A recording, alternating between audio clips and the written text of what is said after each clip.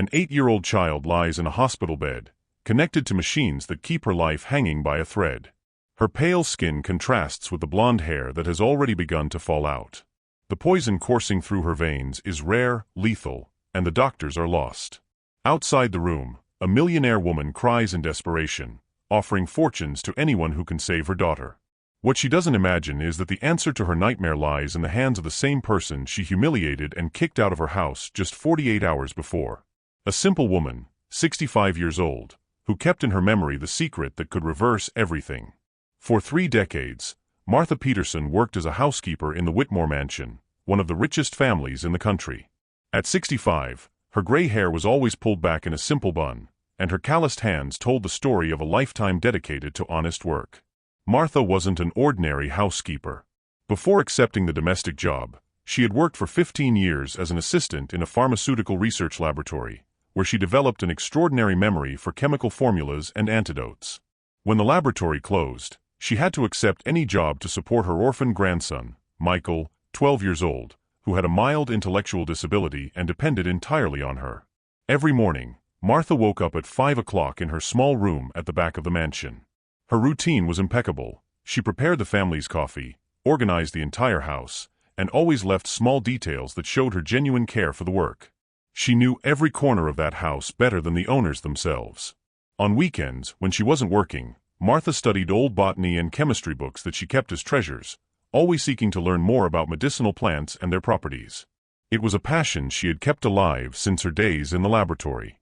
The boss, Victoria Whitmore, was a 45-year-old woman who had inherited the family fortune and never needed to work a single day. Her world revolved around exclusive parties, shopping at expensive boutiques, and international travel. Victoria treated all employees like disposable objects, especially Martha, whom she saw as an outdated old woman who insisted on giving unnecessary opinions. For Victoria, Martha was just another piece in the machinery of her perfect life, someone who should remain invisible and silent. In the mansion also lived Emma, Victoria's only daughter, a sweet 8-year-old girl who adored Martha. Emma always ran into the housekeeper's arms when she came back from school, and Martha had become almost a grandmother to the child. It was Martha who helped Emma with homework, who invented bedtime stories, and who truly cared about the child's emotional well-being. Victoria viewed this closeness with disdain, considering it inappropriate. Dr. Richard Anderson was the clinical director of the city's most expensive private hospital, a 50-year-old man who exclusively treated the elite. Rich, divorced, and lonely, Richard had become cynical after years of seeing how money corrupted even the most dramatic situations. He had lost faith in humanity and treated his wealthy patients with a necessary professional coldness, never getting emotionally involved. For him, medicine was just a profitable business, and feelings were luxuries he couldn't afford. If you're enjoying this story of justice and redemption, don't forget to subscribe to the channel and hit the bell icon so you won't miss any of our emotional videos that show how goodness always triumphs in the end. It all started on a Tuesday morning, when Victoria woke up in a terrible mood after discovering she had lost a large sum in risky investments. Looking for someone to take out her frustration on, she found Martha carefully organizing the family's medications in the kitchen. The housekeeper had the habit of separating all medications by expiration date and checking for dangerous interactions, knowledge she had acquired during her years in the laboratory. "What are you doing messing with our medicines, you busybody?" Victoria screamed, storming into the kitchen like a tempest. "Who do you think you are to touch our personal things?" Martha looked up, serene as always. "I'm sorry, Mrs. Whitmore. I was just checking the expiration dates and organizing everything properly. I found some expired medications that could be harmful if someone took them by mistake." "Harmful? You think I don't know how to take care of my own family?" Victoria approached, her eyes flashing with rage. "You're a housekeeper, not a pharmacist. Stay in your place." "I just wanted to help, Mrs. Whitmore. I know a little about medications because of my previous work." Martha tried to explain with a calm voice. "Previous work?" Victoria laughed with scorn. "What important job could a maid have had? You've always been this, an ignorant domestic who doesn't understand anything beyond cleaning floors." At that moment, Emma ran into the kitchen, as she did every morning. "Aunt Martha. Aunt Martha. Look what I drew for you." The girl held a colorful drawing where she and Martha appeared holding hands. Victoria exploded. Emma, how many times have I told you not to call this woman aunt? She's a housekeeper, not part of our family. Emma began to cry, confused by her mother's reaction. Martha knelt beside the girl, drying her tears tenderly. Don't cry, my love. Your mommy is just worried about other things. Don't touch my daughter. Victoria pulled Emma by the arm forcefully. And you, she pointed her finger at Martha, you're fired. I want you out of my house right now. Mommy, no. Emma screamed, trying to break free. Aunt Martha can't leave. Mrs. Whitmore, please, think it over. I need this job. I have a grandson to raise. Martha pleaded, but maintained her dignity. I don't want to hear about your problems. You have 1 hour to pack your things and disappear from my sight. Victoria threw some dollar bills on the floor. Take it. That's more than you deserve for 30 years of work. Martha looked at the money scattered on the floor, but didn't bend down to pick it up. I don't need your charity, Mrs. Whitmore. I always worked with honesty. She turned to Emma, who was crying inconsolably. Take care of yourself, my dear. Remember that Aunt Martha will always love you. In 1 hour, Martha had packed her bags and left the only house she had known for the last 30 years. Victoria watched from the window, showing no remorse, as the elderly woman walked down the street with her old suitcase, with no certain destination. 2 nights later, Emma woke up in the middle of the night feeling very sick. She had drunk some juice that was in the refrigerator, not knowing that the liquid had been accidentally contaminated with a highly toxic cleaning product that the new gardener had left in an identical bottle. The girl began to vomit violently, her breathing became labored, and her skin took on a frightening yellowish color. Victoria ran desperately to her daughter's room and found her convulsing. Help! Help! Call an ambulance! She screamed to the other house staff. In minutes, Emma was being rushed to the hospital, unconscious and with worrying vital signs. At the hospital, Dr. Richard Anderson was called to attend the emergency case. After a battery of tests, he called Victoria for a private conversation in the hallway. Mrs. Whitmore, I need to be direct with you. Your daughter has been poisoned by a rare and extremely lethal chemical substance. We have few hours to reverse the condition, or she. He paused dramatically. The options are limited. Victoria broke down in tears. Doctor, please. I'll pay any amount. Millions. I'll give everything I have. Save my daughter. It's not a matter of money, Dr. Richard sighed heavily. The antidote for this specific type of poisoning is extremely rare. Very few people in the world know how to produce it. And even if we knew, we don't have enough time to get the necessary components. Victoria grabbed the doctor's coat. There has to be a way. There has to be someone who knows. I'm begging you. Dr. Richard shook his head, feeling for the first time in years genuine compassion for a patient. Something in that mother's anguish touched him deeply, awakening feelings he had buried long ago. I'll make some calls, try to contact international specialists. But I need you to know that the chances are very small. Meanwhile, in a small rented apartment on the city's outskirts, Martha heard on the radio the news about Emma's critical condition. Her heart contracted with anguish. She knew well the symptoms described by the journalists, as she had worked with similar cases during her years at the pharmaceutical laboratory. More importantly, she knew exactly which antidote could save the girl's life. Martha took her old pharmacology books and confirmed her suspicions. The poisoning described had all the signs of intoxication by highly concentrated organophosphate compounds. She knew the antidote formula by heart, knew which specific plants were needed and how to prepare them. But there was a problem. Victoria had humiliated her and kicked her out of the house. Why should she help someone who had treated her like garbage? Martha looked at Emma's photo that she kept in her purse, a portrait the girl had given her last Christmas. It didn't matter what Victoria had done to her. Emma was innocent and needed help. Determined, Martha took her belongings and headed to the hospital. At the hospital reception, Martha was stopped by security. I'm sorry, ma'am, but this is a private hospital. Do you have insurance? I need to speak with the family of the girl Emma Whitmore. It's urgent. Martha explained. I'm sorry, but I can't let you in. The family hasn't authorized visitors. Martha insisted for hours, but no one took her seriously. An elderly housekeeper wanting to help a rich family? It seemed absurd to everyone who heard her story. If Martha's fight to save Emma is touching your heart, leave a like on this video to show that you believe in the power of true goodness, even in the face of humiliation and injustice. Finally, Martha managed to get a younger nurse to listen to her. "Please, I worked for 30 years in this family's house. The girl is dying and I know how to save her. I studied pharmacology, worked in a laboratory. I know what the antidote is." The nurse, touched by the sincerity and desperation in the elderly woman's eyes, decided to break protocol. "Wait here.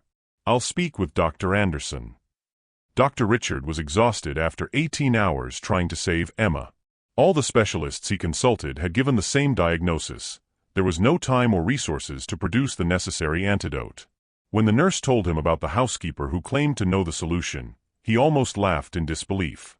A domestic worker who says she knows pharmacology? That's ridiculous. He was about to dismiss the information when something made him stop. Maybe it was desperation. Maybe it was the last spark of humanity that still remained in his cynical heart. "All right, bring her here. It doesn't hurt to listen." When Martha entered the office, Dr. Richard looked at her skeptically. "Do you really believe you can help where the country's best specialists have failed?" "Doctor, I worked 15 years in a pharmaceutical laboratory before becoming a housekeeper. I studied cases of organophosphate poisoning. I know exactly what symptoms the girl is presenting, and I know the antidote that can save her." Martha spoke with a confidence that surprised the doctor. Dr. Richard crossed his arms. "So tell me, what would this miraculous antidote be?" Martha took a deep breath and began to recite from memory. The antidote requires a specific combination of atropine with pralidoxime, but in exact proportions, depending on the patient's body weight. Additionally, a compound derived from the Physostigma venenosum plant is needed, which specifically neutralizes this type of toxin. The preparation must be done in 3 stages, with precise 15-minute intervals between each application. Dr. Richard was speechless. The technical precision of Martha's explanation was impressive. He quickly consulted his medical references and confirmed that everything she had said was correct. How do you know all this?" "Doctor, just because I'm a housekeeper doesn't mean I'm ignorant. I had a lifetime of studies before I had to accept this job to support my grandson." Martha maintained her dignity, even being questioned. At this moment, Victoria appeared in the hallway, having heard voices. When she saw Martha talking to the doctor, she exploded in fury. "What is this woman doing here? I didn't authorize her entry." "Mrs. Whitmore," Dr. Richard intervened, "this lady may have the key to saving your daughter." "Her? An ignorant housekeeper." Victoria laughed with contempt. "Doctor, for God's sake. This woman can barely read. How can she help where the best doctors have failed?" Martha looked directly into Victoria's eyes. "Mrs. Whitmore, it doesn't matter how you treat me. Emma is an innocent child and she's dying. I have the necessary knowledge to save her." "You don't have any knowledge. You're a desperate liar trying to take advantage of my desperation." Victoria turned to the doctor. "Doctor, get this woman out of here immediately." Dr. Richard found himself torn between following the wishes of his wealthy client or giving a chance to that simple woman who demonstrated real knowledge. Something in Martha's dignified posture, in the way she didn't lower herself even being humiliated, touched the doctor deeply. He made a decision that would change his life. "Mrs. Whitmore, your daughter has less than 2 hours to live. All conventional treatments have failed. This lady is offering an alternative based on real technical knowledge. As a doctor, it's my duty to explore all possibilities." Victoria was furious. "I don't authorize it. I won't let a domestic worker play with my daughter's life." It was then that Dr. Richard showed a firmness he hadn't felt in years. "Ma'am, with all due respect, but it's my responsibility as a doctor to make decisions that can save your daughter's life. And based on the technical knowledge demonstrated by this lady, I'm going to follow her guidance." Martha approached the bed where Emma was connected to the machines. The girl was pale, breathing with difficulty, clearly on the brink of death. With tears in her eyes, Martha held the child's cold little hand. "Don't worry, my love. Aunt Martha is here and will take care of you." Quickly, Martha guided the medical team on how to prepare the antidote. Her memory was perfect. She remembered exactly the proportions, the intervals, every technical detail she had learned decades ago. Dr. Richard watched impressed as that simple woman commanded the process with expertise that rivaled the best specialists. "Now we apply the first dose," Martha instructed. "In 15 minutes, the second, and then the third. If my calculations are correct, in 1 hour we'll see the first signs of improvement." Victoria watched everything in silence, torn between the hope of seeing her daughter saved and the humiliation of having to depend on the woman she had despised so cruelly. 15 minutes after the first application, Emma moved her fingers slightly. 30 minutes later, her breathing became more regular. In 1 hour, the girl opened her eyes and whispered, "Aunt Martha? Are you here?" Dr. Richard couldn't believe what he was seeing. The antidote prepared by Martha had worked perfectly. Emma was out of danger. For the first time in years, he felt the true emotion of saving a life, not just as business, but as human mission. Victoria collapsed in tears beside her daughter's bed. The realization that she had almost lost the most important child in her life, and that she only didn't lose her thanks to the woman she had humiliated, hit her like lightning. "Martha," Victoria whispered, unable to look into the housekeeper's eyes. I don't know how to thank you." Martha dried the tears running down her face. "You don't need to thank me, Mrs. Whitmore.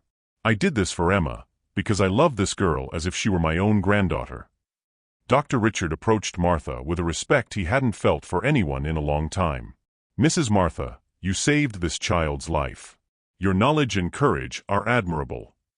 "Doctor, I just did what any person who loves a child would do," Martha replied with simplicity. It was then that Victoria finally found the courage to face the truth of her actions. "Martha, I need to ask for your forgiveness. I was cruel, unjust, prejudiced. I treated you as if you were inferior, when in fact—" She swallowed hard. "When in fact, you were always a much better person than me." Emma, still weak but conscious, held Martha's hand. "Aunt Martha, you won't leave any more, will you?" Victoria looked at Martha with pleading eyes. "Please come back home. Not as a housekeeper, but as family. Emma needs you. I need you. I need to learn to be a better person." Dr. Richard watched that reconciliation scene and felt something changing deeply in his heart. Martha's dignity, her ability to forgive even after so much humiliation, her genuine dedication to a child who was neither her daughter nor her granddaughter, all this made him question the cynical man he had become. If you're moved by this transformation and want to see more stories about the power of forgiveness and redemption, leave your comment telling which part touched you most in this incredible story. "Mrs. Martha," Dr. Richards said, "I'd like to make a proposal. The hospital is looking for a consultant specialized in rare cases of poisoning and intoxication. With your knowledge and experience, you would save many lives. I can offer a salary worthy of your real value." Martha was surprised. "Doctor, that's very generous, but I have a grandson to care for." The hospital has a scholarship program for children and grandchildren of employees. Michael could study at the best school in the city, with all necessary support for his development. Victoria got up from the chair beside Emma's bed. "Martha, I also want to do something. I want to create an educational fund for Michael, and I want you to be Emma's official godmother. And more," she took a deep breath, "I want you to help me be a better mother, a better person." 3 months later, Martha worked at the hospital saving lives with her specialized knowledge, while Michael studied at the best school in the city and was developing wonderfully. Emma had recovered completely and visited Martha at the hospital every week, proud of her aunt who saved people every day. Victoria had transformed completely. She began participating in social work, learning to value people for their character, not their social position. The almost traumatic experience of losing Emma taught her that love and kindness are the only true treasures in life. Dr. Richard also changed profoundly. He returned to feeling passion for medicine, not just as business, but as a vocation to save lives. He and Martha became a respected duo at the hospital, combining his clinical experience with her exceptional pharmacological knowledge. One afternoon, while Martha was organizing some medications at the hospital, Emma appeared running through the corridors with a bouquet of flowers. "Aunt Martha, look what I brought you." "Emma, my love, what beautiful flowers." Martha hugged the girl tenderly. "Mommy said you deserve flowers every day, because you have the most beautiful heart in the world." Victoria arrived right behind, smiling genuinely. "It's true, Martha. You taught us that true wealth lies in kindness, humility, and the ability to love without conditions. Dr. Richard, who had witnessed the scene, approached the group. You know, Mrs. Martha, since I met you, I've rediscovered the true meaning of being a doctor. You taught me that healing isn't just about medicines, but about compassion. Martha smiled, looking at the people who now were part of her new family. Dr. Mrs. Whitmore, Emma, you taught me that even when we're treated with cruelty, it's always worth choosing love. Because in the end, love always wins. Emma held Martha's hand firmly. Aunt Martha, will you stay with us forever? Forever, my love. Now we're a real family. This story teaches us that no matter how much money we have or what social position we occupy, what really matters is how we treat the people around us. Martha could have held a grudge and let Emma die, but she chose love above all. Victoria learned that true nobility doesn't come from wealth, but from character. And Dr. Richard rediscovered that the most powerful medicine is one seasoned with genuine compassion. In the end, humility and kindness always triumph over arrogance and prejudice, proving that the simplest people often guard the most precious treasures: knowledge, love, and wisdom. If this story touched your heart, subscribe to the channel, leave your like and share so more people can be inspired by the transforming power of true goodness.